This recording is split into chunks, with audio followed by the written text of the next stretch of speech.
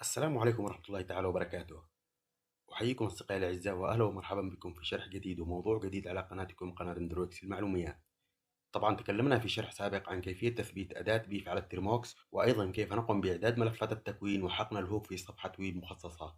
بعد ذلك قمنا بتطبيق عملي وبأمثلة مباشرة عن كيفية استخدام هذه الأداة لتقييم النظام واستغلال نقاط الضعف وشن هجمات ضد الهدف وأيضا التحكم الكامل بالنظام وذلك من خلال متصفح الويب. طبعا هذا بالنسبة للشرح السابق الخاص بكيفية تثبيت والاستخدام للأداة. أما بالنسبة لموضوع اليوم سنشرح فيه بالتفصيل كيف نقوم بدمج أداة بيف مع الميتاسبلويت بطريقة صحيحة وذلك باستخدام الترموكس، بالإضافة إلى بعض الأمثلة لكيفية الاستخدام. الآن في البداية أخي الكريم وقبل أن نذهب إلى عملية الدمج بين الميتاسبلويت وأداة بيف، إذا قمنا الآن بالضغط على أحد هذه المتصفحات ثم انتقلنا إلى نافذة كوماند، راح نلاحظ حاليا أن مجلد الميتاسبلويت يحتوي على أمر واحد فقط والتي هي طبعا الوحدة الخاصة بإعادة التوجيه. إذا أخي الكريم الآن لدمج وحدات الاستغلال الخاص بمشروع الميتاسبلويت مع أداة بيف راح نذهب إلى الترموكس ونقوم أولا بإيقاف الأداة كنترول وحرف سي. بعد ذلك نستخدم محرر النصوص مانو لفتح ملف التكوين config.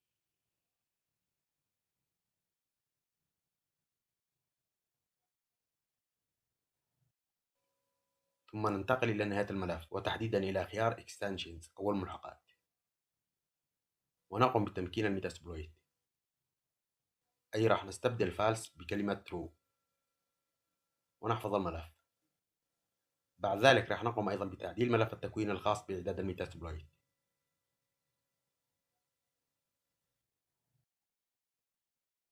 ننتقل الآن إلى خيار التمكين enable، نحذف false ونضع true. بعد ذلك نقوم بتعديل الهوست، أي راح نستبدل المضيف المحلي للجهاز بالمضيف الفرعي الخاص بالشبكة. طبعا يمكنك معرفة عنوان المضيف من خلال فتح نافذة وكتابة الأمر ifconfig وسيعطيك المضيف الفرعي الخاص بالشبكة. بالنسبة للبورت واليوزر والباسورد راح يظل كما هو عليه. أيضا راح نقوم هنا باستبدال المضيف الخاص برد الاتصال الذي هو كالباك هوست ونضع بدلا عنه مضيف الشبكة. بعد ذلك ننتقل إلى السطر الأخير ونقوم بإضافة المسار الخاص بمجلد الميتاسبلويت. طبعا إذا أردت معرفة مسار المجلد يمكنك فتح نافذة وكتابة الأمر التالي كما هو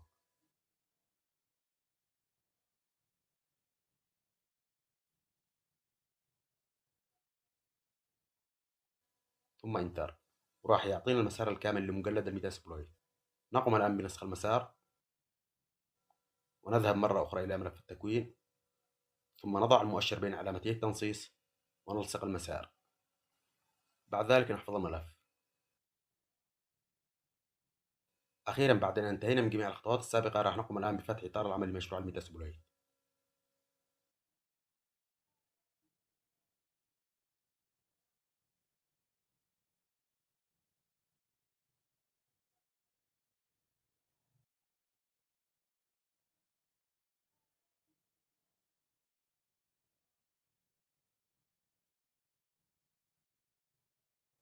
بعد فتح إطار العمل نقوم بتنفيذ الأمر التالي لتشغيل البرنامج المساعد RBC.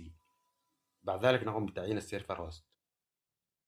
طبعا راح نستخدم عنوان المضيف الخاص بالشبكة أي العنوان الذي أضفناه قبل لحظات إلى ملف التكوين. نضع مسافة ونقوم بتعيين الباسورد، مسافة ونقوم بتمكين بروتوكول SSL ثم انتر. وكما نلاحظ successfully loaded بلوجين أي تم تحميل البرنامج المساعد بنجاح. وبهذا نكون قد انتهينا من جميع الإعدادات والخطوات اللازمة لدمج أداة بيف مع الميتاسبلويت. إذا راح ننتقل الآن إلى نافذة جديدة ونقوم بتشغيل أداة بيف.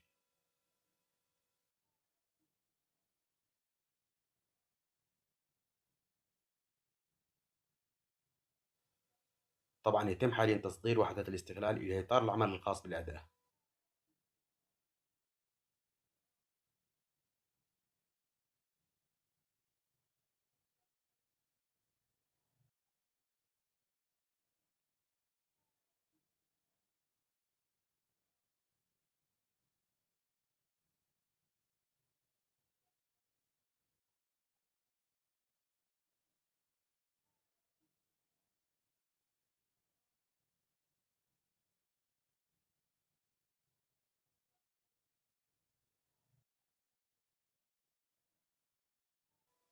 بعد تشغيل الأداة نذهب إلى لوحة التحكم مرة أخرى ونقوم بتحديث الصفحة.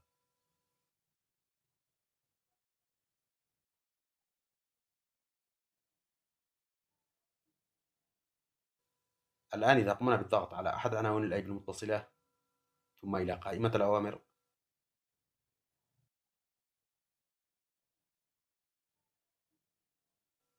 راح نجد أنه تم إضافة مجموعة من الوحدات إلى مجلد الميتاسبلويت. وكما نلاحظ فلدينا حاليا أكثر من 300 استغلال، حيث أن كل استغلال أو وحدة من هذه الوحدات تعمل على ثغرة أمنية معينة، إما في نظام أو برنامج أو تطبيق أو منصة. لذلك عندما نقوم بالضغط على أحد المتصفحات المتصلة يتم عمل فلترة تلقائية لهذه الاستغلالات وتصنيفها إلى 4 أقسام، وذلك حسب النظام والبرامج الخاصة بالجهاز المستهدف. وكما نلاحظ فالوحدة أو الاستغلال الذي يشار إليها باللون الأخضر يدل على أن وحدة الأوامر تعمل ضد الهدف وبنسبة 100%. أما التي يشار إليها باللون الأبيض يعني أنه لم يتم بعد التحقق من الاستغلال هل يعمل ضد الهدف أم لا. أما القسم الثالث والتي يشار إليها طبعا باللون البرتقالي الغامق يعني هذا أن وحدة الأوامر تعمل ضد الهدف ولكن ربما قد تكون مرئية للمستخدم. أما بالنسبة للقسم الرابع والأخير هو الاستغلال الذي يشار إليه باللون الأحمر، ويدل على أن وحدة الأوامر أو الاستغلال لا يعمل ضد الهدف المتصل بإطار العمل. طبعا يمكنك الاطلاع على جميع هذه التفاصيل من علامة التبويب Getting Started. إذا دعونا نقوم الآن بمثال عملي بسيط نوضح من خلاله كيف يتم استخدام هذه الوحدات لتنفيذ هجوم ضد أي هدف متصل بإطار العمل لأداة بيف. في البداية وقبل أن ننتقل إلى المثال، لو فتحنا إطار العمل للميتاسبلويت ثم قمنا بالاستعلام عن الوظائف والجلسات، وكما نلاحظ No Active Job No Active Session، أي أنه لا يوجد حاليا وظائف أو جلسات نشطة في إطار العمل. إذا نرجع الآن إلى أداة بيف ثم نقوم باختيار الوحدة المناسبة لتنفيذ عملية الاستغلال. فمثلا راح استخدم وحدة Adobe Call Type. طبعا هذه الوحدة تقوم باستغلال ثغرة أمنية موجودة في معالج جدول سمارات جلابليتس لبرنامج Adobe Reader الخاص بنظام الويندوز. إذا بعد الضغط على وحدة الأوامر سيتم عرض التبويب Current Browser. نقوم الآن بضبط خيارات الوحدة. طبعا السيرفر هوست وأيضا السيرفر بورت يعتبر العنوان الافتراضي الذي راح نستخدمه لتنفيذ الهجوم، لذلك يجب أن يظل كما هو عليه وبدون تغيير. فقط نقوم الآن باختيار البيلود الذي يتناسب مع نوع الاستغلال.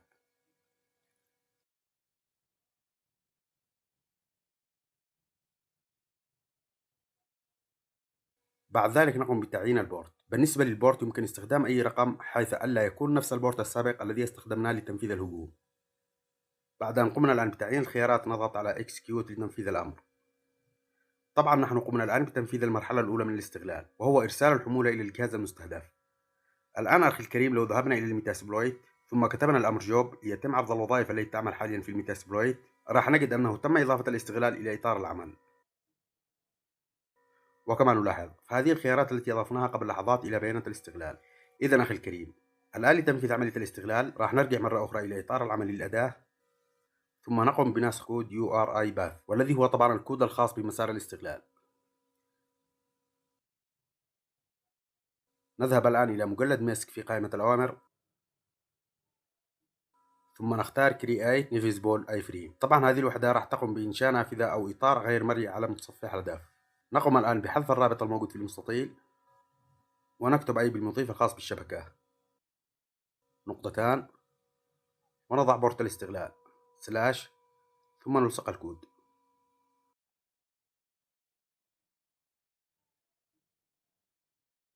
ونضغط على Execute لتنفيذ عملية الاستغلال.